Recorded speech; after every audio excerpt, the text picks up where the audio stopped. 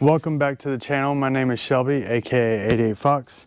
Today we're going to be working on the 88 Fox.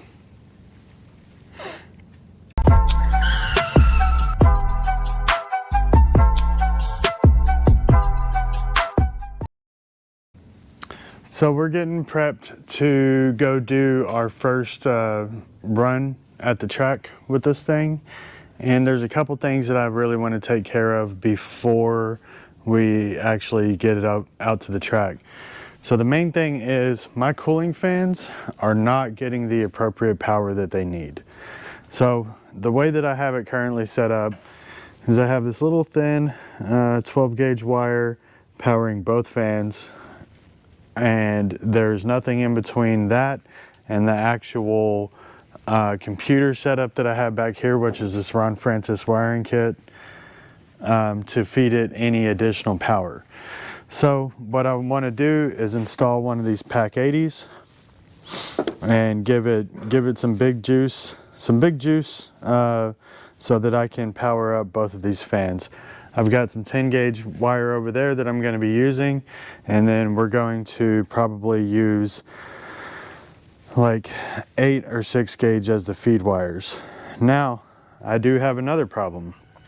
The problem is that I'm not getting the right amount of voltage from my alternator to the car.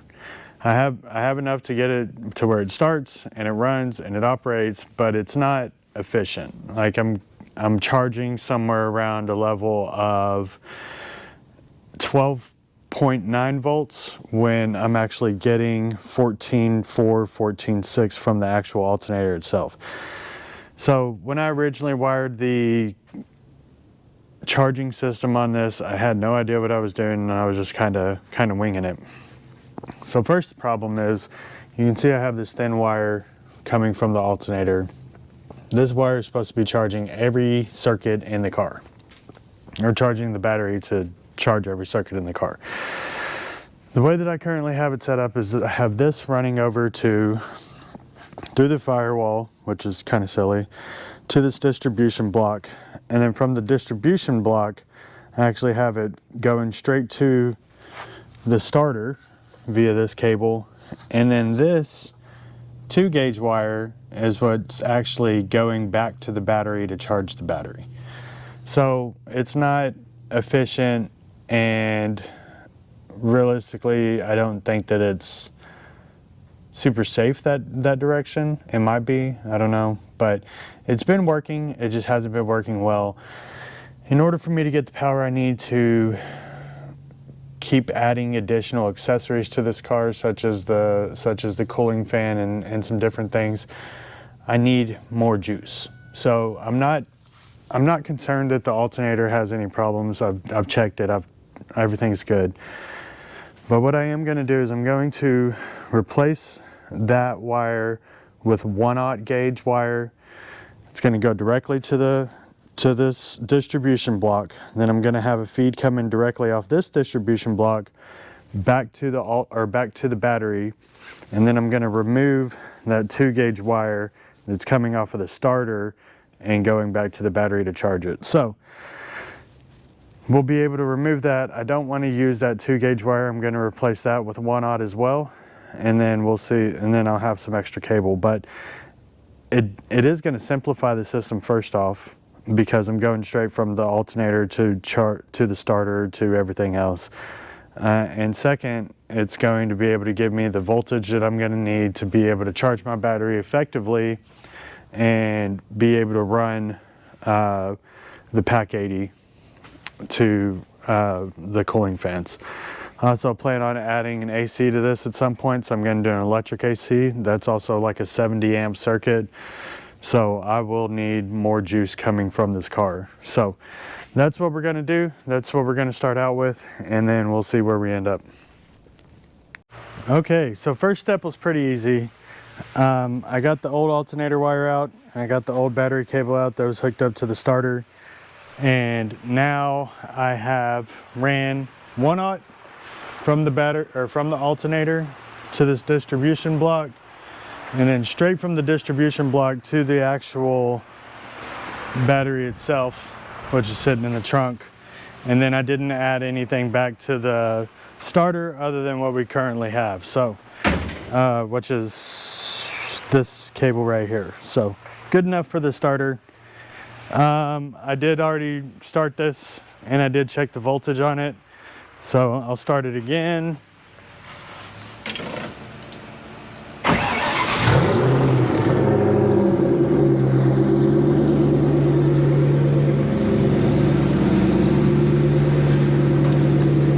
To the battery itself,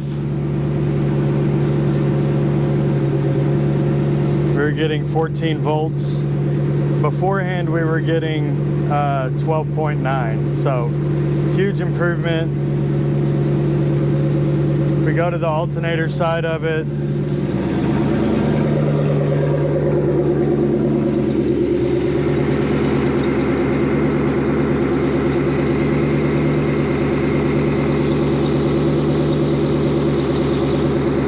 looking at 14.02 or 14.2. So we have a reduction of about 0.15 or something. I didn't really look too hard. 0.15 volts throughout the whole system. That's including going through the bus bars and back. So super happy with that for now. Now we're going to go on to installing the Pack 80. I haven't decided exactly what I'm going to do with that yet, but that is what's next on our agenda, so we'll get it done. All right, so I decided to install the Pack 80 down here in the actual car itself, and then I've got my leads that are going into the fan right here, or they go into control the fan right here, and then these are actually going out to the actual fan itself. I ordered some battery cables so that I can hook up the battery portion of that, and then that side will be done. I've got all the wiring routed. It needs to be cleaned up, but I'll do that at the end once everything's good and installed. This will be all cleaned up and got it routed currently over here. I've got the hot side of each fan wired in. I've just got to do the negatives, and then that'll be done. So once that's done, we'll do a test on it, make sure everything's good to go. Then I'll be able to clean up all the wiring, put the fender back on, and we'll be able to call that wrapped up. Then hopefully before we go to this event, I'll be able to do the two-step. So yeah, when we get back, hopefully I'll have this all ready to go to be buttoned up and get started on doing the two-step. And we are wired up. So the contour fans, we ran our 10 gauge through here, comes back and loops through here. The power wire is running the length of the frame back through here, comes down through here, and then it ends up at our Pack 80 right over here. I went ahead and went with 6 gauge wire directly from the battery, got it routed through the fender, went ahead and put a fusible link in there, and then we got it plugged in up here. Let's see, we already ran it, already tested it out, so it does kick on at 185. I can actually turn it down a little bit if I need to. Since we're starting to hit a colder season, I can adjust that as needed, or have it just come on a low speed and then a high speed. But we'll see what happens with that. And then yeah, got it pretty well organized over here, so we're gonna button everything up over here, put the fender back on it. I got Jesse here. He finished doing the routing of the cables, and it looks awesome. So super happy with that. He's gonna button up a couple things over here. He's gonna fix our little turbo sag issue that we have, and then go from there. Once we got it all buttoned up, I'm gonna start working on the two-step. It's nighttime, so that's gonna be a tomorrow project. But when we come back, hopefully I will have my two-step getting started to be set up. Okay, I've got the car back at the lift. We're about to raise it up and do the rest of the work on it, which is going to be bleeding the brakes. So what I didn't record was I did end up getting the two-step installed. So I've got it on this switch right here. All you got to do, hold that button, hit the throttle, and it'll rev up and start building boost at about 3,500 RPMs. After I get done bleeding the brakes, I'm going to take it out either today or tomorrow and do a couple of test hits on it. But yeah, that's pretty much it. The one other thing I did do is I did tuck all the wiring. So you still got all your wiring down here, but everything's been taped up and mounted a little bit better. Still got a little opportunity to clean it up real nice, but I'm happy with where it is right now. So yeah, we're going to bleed these brakes, and then that's going to be the last part of everything before we actually put the car on the trailer. So stay tuned, we'll get this done, do a couple street pulls, hit the two-step, see how that looks, and yeah.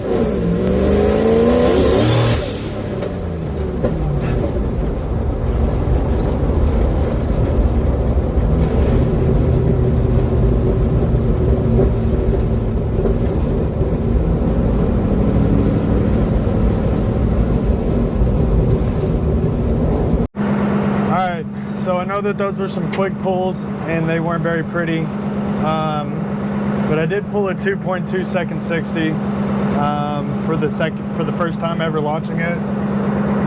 I feel like that's okay, but you know, I'm also on 35 psi in my rear tires and I couldn't hook at all. So maybe at the track we'll be able to hook and we'll be able to, you know, really kind of move out. I get kind of scared once I get in full boost, the car just fucking moves. So I'm gonna have to work on that, but you know, I got to get over the little fear. My whole goal for this next or for this event is just not break, learn the car a little bit more, figure out what it likes to do, and then we'll go from there. But I plan on filming everything, so I'm going to upload this before the race, and then hopefully have some decent content to get back to you with. So if you like what I'm doing, be sure to like, subscribe, share, comment, do all those things, because I need them in order to be able to keep making content for y'all, you know, in order to be able to keep finding my stuff. So yeah, that's gonna be it for today. See you at the races. Peace.